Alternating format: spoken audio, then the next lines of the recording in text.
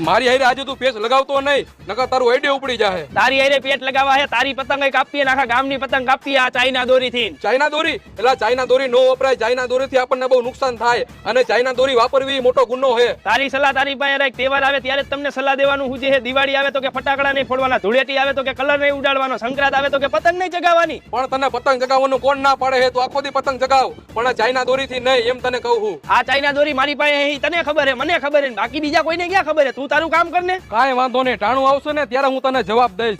ચકલા કોઈ દી બાજ નો બને મારા કલેજા.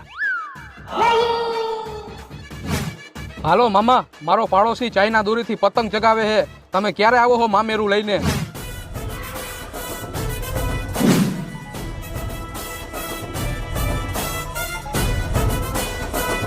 કાપે આજ તો આખા ગામની પતંગ કાપી નાખું.